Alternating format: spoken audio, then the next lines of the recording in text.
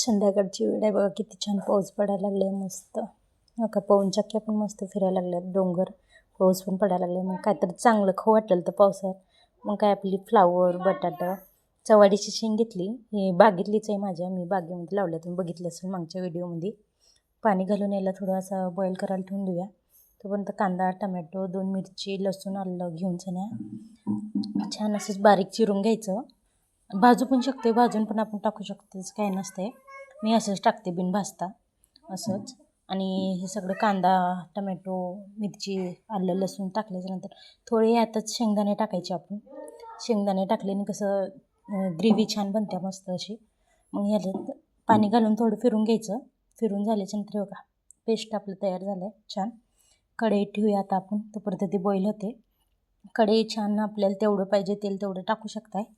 तेल टाकून सन्या मस्त तेल टाकून घ्यायचं, गरम होऊ द्यायचं थोडा वेळ. तेल जिरं कढीपत्ता आपण टाकू शकतो. मी जिरं मोहरी टाकून मसाला टाकला आपला शिजायला.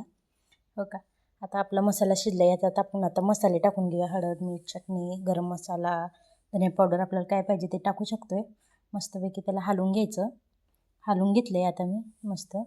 मग काय हे का आपली झाली आहे चांगली मस्त ग्रेव्ही तयार. ह्यात थोडं आपण दूध पण घालतोय. मी तुम्ही घालताय का नाही माहीत नाही मला, पण मी दूध घालते. दूध आणि कसं टेस्ट मस्त छान येते आणि ग्रेव्ही पण मस्त छान लागते अशी.